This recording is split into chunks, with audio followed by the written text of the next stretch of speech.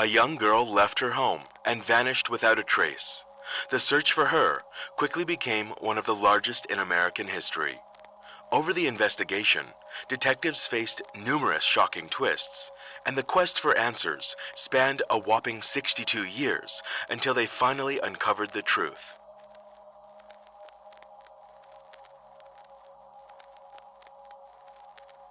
Candace Rogers, who went by Candy, was born on July 18, 1949, in the American city of Spokane, Washington. She was the only child in the family, and shortly after her birth, her parents divorced. Her father stayed in the same city, so they spent time together pretty often. Candy was a typical, lovely child who enjoyed strolling outside with her friends, spending time in nature, and playing with her dog. She also had dreams of joining the Campfire Girls, a popular organization in those days, similar to the Boy Scouts, but exclusively for girls. They learned various useful skills, went on hikes, and enjoyed their time together as a group. In 1959, when Candy was 9, she finally had the chance to join this organization, and she was thrilled about it. One of the Campfire Girls' responsibilities was selling mints. The organization provided them with boxes of sweets, and they had to go door to door, offering residents to buy them. On Friday, March 6th, Candy was supposed to do this after school. She returned home, had dinner, played with her dog, and around 4 p.m., she took about 8 boxes of mints and headed out. Candy planned to walk through nearby streets and offer sweets to her neighbors. Other girls were also supposed to visit houses in this area, but they had pre-allocated streets to avoid overlapping and offering sweets to the same people. A few hours later, her mom began to worry as Candy still hadn't returned. She was supposed to be home by 6 p.m., but she was clearly delayed. With darkness falling, her mom decided to go out and search. Accompanied by Candy's grandfather, they walked the streets of their neighborhood, but Candy was nowhere to be found. Soon, some family friends and neighbors joined the search, wanting to help. But despite their efforts, they couldn't find any traces of Candy, so her mom decided to call the police. By that time, the streets had already darkened, and it had become increasingly clear that something bad might have happened to Candy. The police quickly joined the search, starting by questioning all the neighbors. They soon discovered that Candy had only sold 1 box of mints. This indicated that something might have happened to her shortly after leaving home. But one resident claimed to have seen the girl on a nearby street around 6:30 p.m. This was weird because by that time, Candy's mom was already out searching for her. Candy's grandfather also shared strange observations. When he went in search of his granddaughter and arrived on the same street mentioned by the witness who saw the girl, he almost got struck by a speeding car that even hit the curb. Unfortunately, he didn't see the license plate, but remembered it was a green 1953 Ford. Police distributed a description of the car, but weren't able to track it. Around 9 p.m., they discovered several mint boxes strewn along the road near a bridge. It was clear that these boxes belonged to Candy, heightening the overall concern. The police focused their search in this area, combing both riverbanks along with a small wooded zone on either side. They scoured the area all night, but couldn't locate Candy. By morning, news of Candy's disappearance spread through local newspapers, and soon, statewide media started covering the case. In 1959, child disappearances near their homes were unusual because it happened extremely rarely. The residents of Candy's town hadn't faced such a case in many years, leaving them deeply disturbed. Early the next day, police ramped up their efforts, deploying more officers. Mounted police, off-road vehicles, and even military personnel scanning the land from helicopters joined the search. Additionally, a vast number of volunteers, both from the city and nearby areas, joined the search efforts.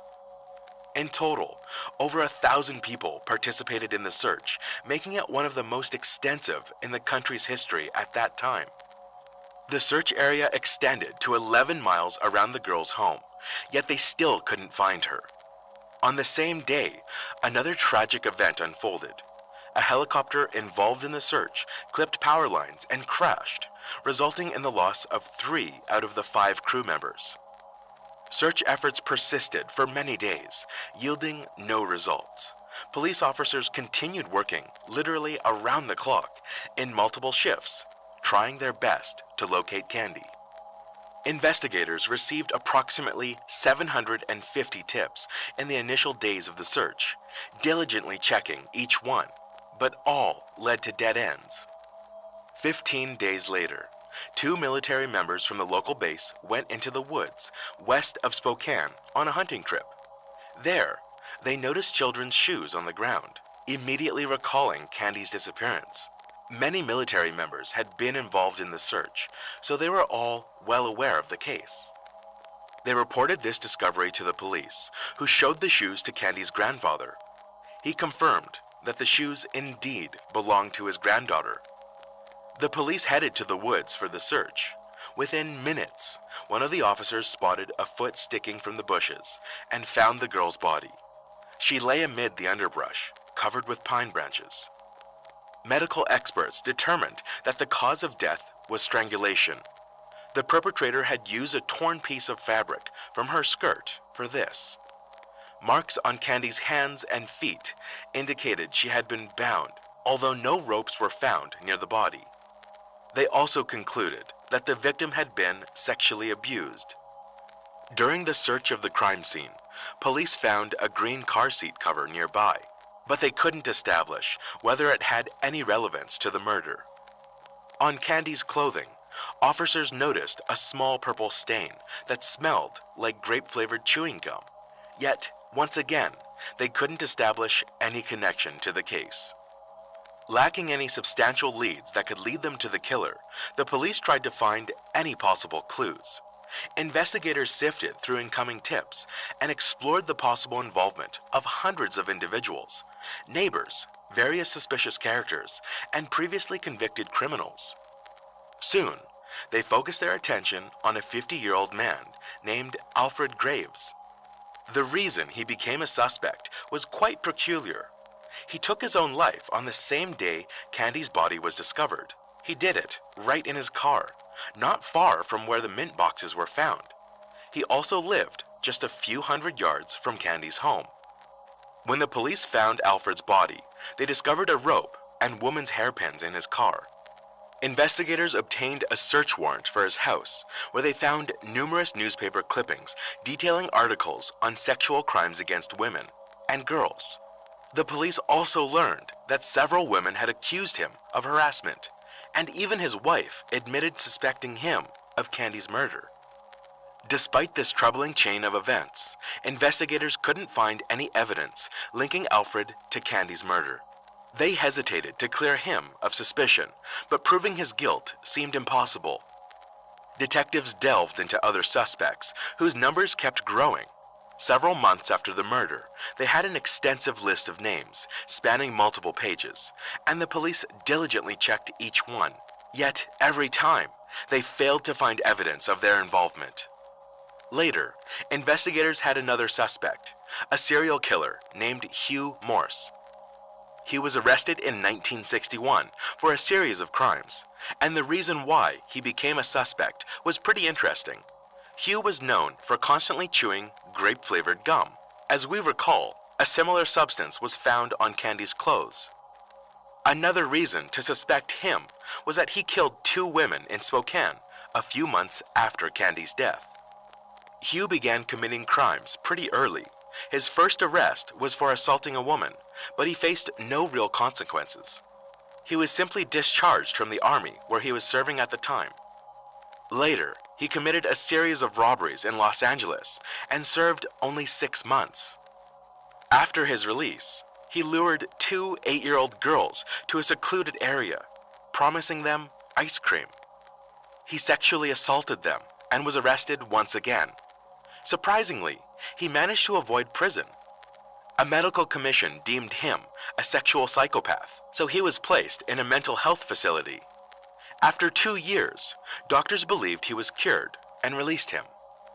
Hugh moved to Spokane, where he started peeping into women's windows. In November '59, he broke into a 28-year-old woman's home, assaulted and killed her. 10 months later, he entered a 69-year-old woman's residence, repeating the same actions as with the previous victim. A month later, he assaulted another woman, stabbing her multiple times, but she survived.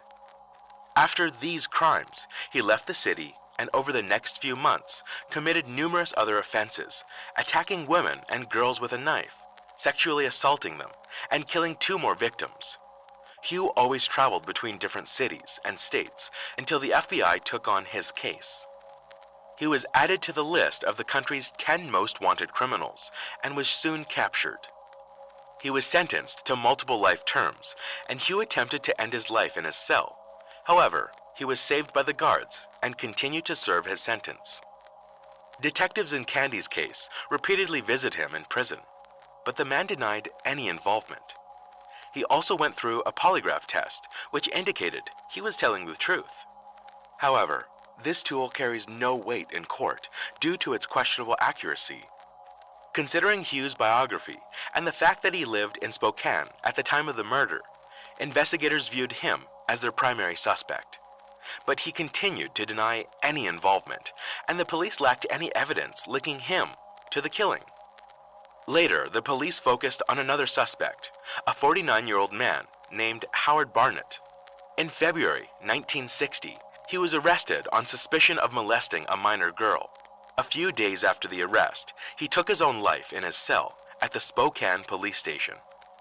Before this, he wrote a message on the wall in his own blood, stating, "I have a sin before the Lord."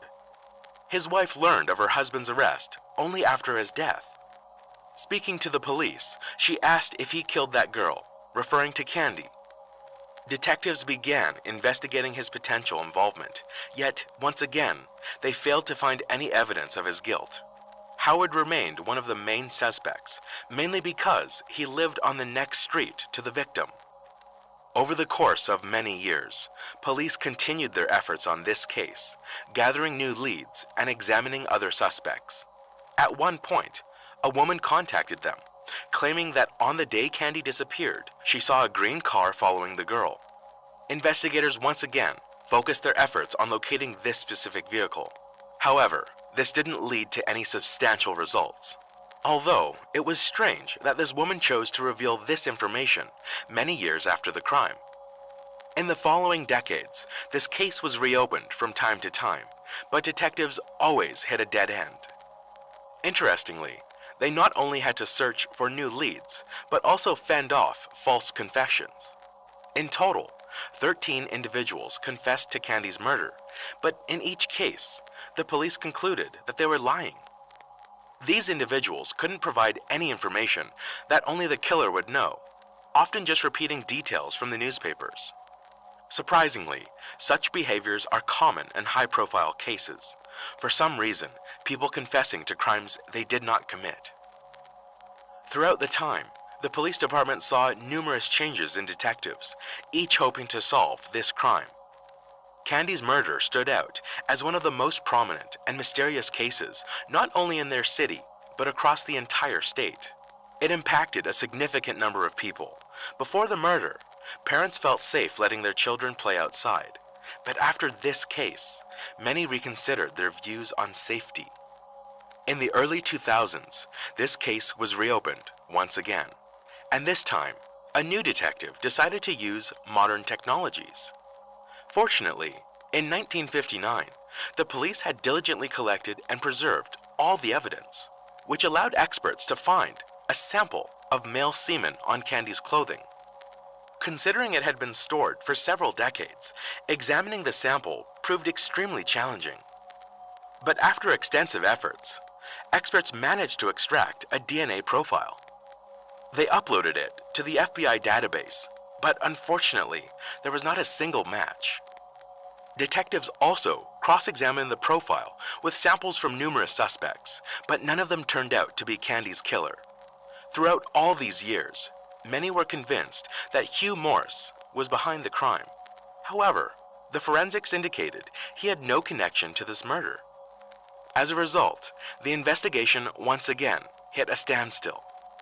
The police had a DNA sample from the person who sexually assaulted and killed Candy, but uncovering their identity remained quite a challenge. The case was once again reopened in 2021, and a new detective decided to try an innovative DNA analysis method, genetic genealogy. This technique had successfully solved hundreds of cold crime cases, and the detective hoped it would finally bring closure to one of the longest-standing investigations.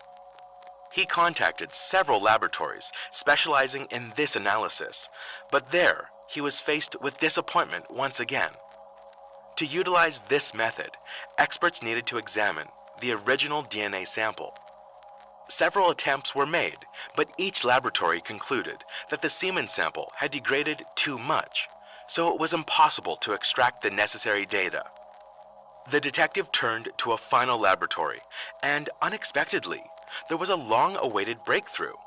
Using cutting-edge tools, the experts successfully studied the sample, providing them with the required profile of the perpetrator. They uploaded the profile to genealogical databases, initiating the search for distant relatives of the DNA owner. Through meticulous efforts, examining thousands of individuals, they narrowed down their focus to one specific family. Upon investigating this family, they found that the DNA sample most likely belonged to one of three brothers. However, a new challenge arose as all three were deceased. Nonetheless, the experts and the detectives discovered that one of the brothers had a daughter, and the police contacted her. The woman was shocked at the possibility of her father being the killer of a little girl, yet without hesitation, she agreed to assist. She provided her own DNA sample, and the experts confirmed that she was closely related to the individual whose semen was found on Candy's clothing. With these results, detectives swiftly obtained a court order for the exhumation of her father's grave. Experts extracted a DNA profile from his remains, and after 62 years since the murder, the identity of the perpetrator was finally revealed. It was a man named John Hoff. The analysis revealed a complete match between John's DNA and the semen found on Candy's clothing. Despite having hundreds of suspects throughout the years, John Hoff was never on that list. Investigating his biography, detectives discovered his involvement in other crimes. At the time of Candy's murder, he was 20 years old and lived less than a mile from her house. He also served in the army, stationed at a base near where the girl's body was discovered. 2 years after the murder, he attacked a woman, bound and sexually assaulted her, and attempted to kill, but she managed to survive. John was arrested and sentenced to only 6 months in prison. He was also disgracefully discharged from the army. Upon release, John started a family, having 4 children, 2 sons and 2 daughters. He remained off the police radar, living a seemingly ordinary life. John changed jobs several times, and once, while working in a food packaging plant, he suffered a severe chemical burn to his face, leaving a lasting mark. His life came to an end in June 1970, 11 years after Candy's murder, when John took his own life without leaving a note. Police also determined that the victim might have known him. Candy was friends with his sister, who was 10 years old at the time. All these years later, she told detectives that after her friend's murder, she cried in her brother's arms, unaware that he was the one who killed Candy. Unfortunately, the girl's parents did not live to see the moment when the killer's identity became known. Candy's mother passed away in 2006, and her father took his own life in 1963, 4 years after the tragic event. The reason for this remains unknown, leaving only speculation that he couldn't cope with the loss of his own daughter. Nevertheless, this case was finally solved, marking it as one of the longest investigations. Over 62 years, it involved not just different detectives, but different generations. During the press conference, where the police announced the name of the killer, only one officer who worked on the investigation in 1959 was present. He thanked God allowing him to live such a long life and eventually learn the truth. As for John's daughter, initially she couldn't believe that her father committed such a heinous crime. Later, she accepted this fact, calling her father a monster who took the life of an innocent girl. She expressed regret that he was not held accountable during his lifetime. Interestingly, John took his own life exactly when his daughter turned 9, the same age as Candy. Whether there's any connection remains unknown, and we may never find out. Alright guys, share your thoughts on this story in the comment section, and don't forget to hit the like button and subscribe. Thank you for watching.